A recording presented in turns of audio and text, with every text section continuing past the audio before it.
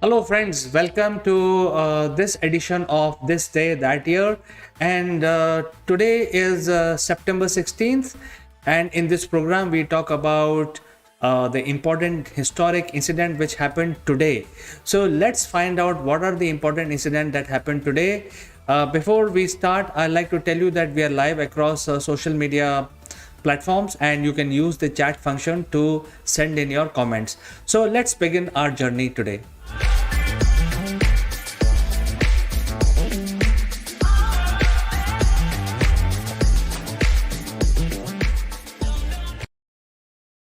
Well, friends, the first information is about the Antarctica, and as you know that Antarctica is a very large frozen continent, and the temperature can go down very low. Lowest temperature recorded is something like -80, and it's very difficult. It's like a cold desert. To basically explore this continent, it's very difficult. There is no food, there is no clean water, and everything requires a lot of effort and energy. So in order to first locate where is the South Pole was a big challenge, and it was identified. However, later scientists found that the South Pole, natural South Pole on Earth, is not the magnetic poles. So the North magnetic pole was discovered very early because it's easier to go into the North Pole area by ship, etc. And sometimes North Pole is not frozen also, so you can actually directly go to the North Pole. And then later it was identified that the magnetic North Pole is different from the natural North Pole. Similarly, the South Pole was identified, but the magnetic South Pole remained a mystery. So, in the year 1906, three explorers, Douglas Mawson, Edgeworth David, Elstar Mackey, they actually discovered the magnetic South Pole in Antarctica today, that is September 16th, 1906. Okay, let's move to the next story. Well, this is about Hitler. Hitler was a dictator, as we all know. He was also the leader of Nazi party as well as the dictator of Nazi Germany. So during the war, he defeated most of Europe, occupied most of the Europe, but then his shine started to erode away, and Britain stood against him, and then he actually invaded Russia, and then Russia stood against him. So they were not scared of his might and powerful army. And during this time, there were a lot of the undercurrent or resistance which was building up in France and other countries which were occupied. So Yugoslavia also has the resistance which were fighting against the German Nazi occupation. And in 1941, on September 6th, Adolf Hitler himself passed an order himself that it's basically ordering the mass killing of Yugoslav who were fighting for their own country. And Hitler said that for every single German soldier being killed, the army must kill 100 Yugoslavs. It was a very infamous, incident, and a very infamous order directly coming from the Führer. So this is something which is sort of a dark day, a dark information or bad information which happened on September 16th, 1941. Let's move to the next one. Well, this is about liberty and freedom. And if you follow the Second World War, you know that there are very popular characters across all countries. So even France had a character called Charles de Gaulle. He was the general of the combined French army. Even though France was defeated by German forces and completely occupied during the Second World War by the German Nazi forces, Charles de Gaulle, along with his army, escaped, and they had built a base in the south of England. And from there, they were actually running their army. And Charles de Gaulle actually played a major role in building his country post-war. and he was because he was so popular, and his fame is almost equal to Napoleon Bonaparte in the modern century. I mean, if you compare the French heroes. So Charles de Gaulle became the president after the war, and he actually established the rule of law in France and build the country, rebuild the country. And if you also know that some of these North African nations, which we know them as nation today, were the French colonies. So much after the war, these countries like Algeria, and there are a few others, they revolted against the French occupation.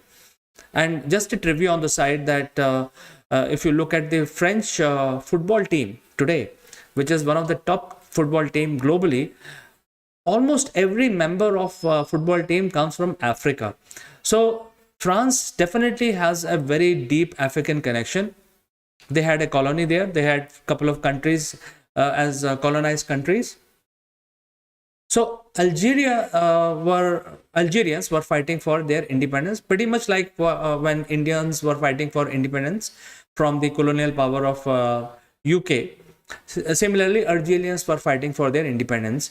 So Charles de Gaulle in 1949, beg your pardon, 1959, on September 16th, declared that Algerians have the right of plebiscite. They have a right to self-determine whether they want to be with France, be part of France as a nation, or they want to be independent.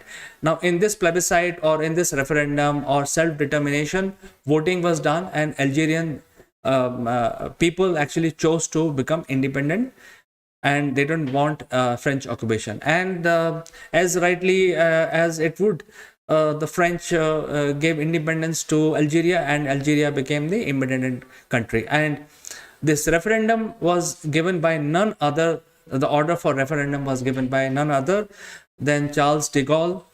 And because of this, this is something which is important information that that happened today. Well, I'm getting a message from Kokila Lane, and she's watching us from UK, and she's complaining of interruption. So we will look at it. I think I've noted your comment, Kokila. I think my team will look at it.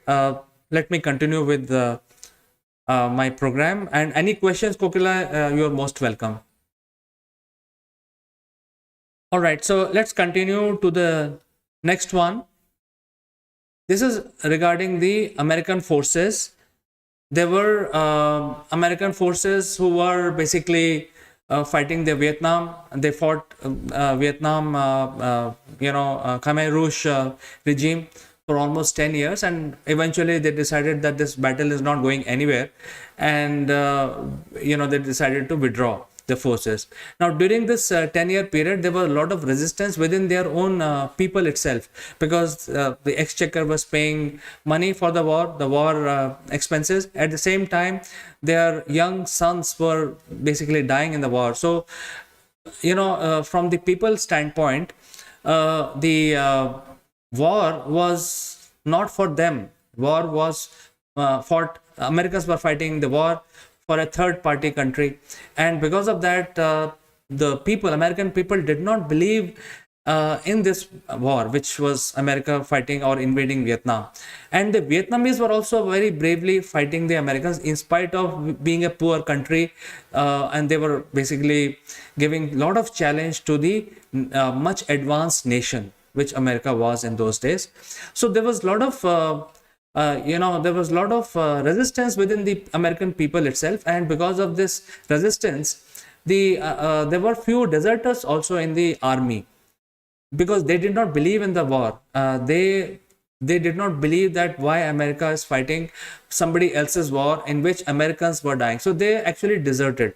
Now, if you know people, that deserting is a very big crime in army, and it is basically it amounts to court-martial and some sort of a very grave punishment to the soldier.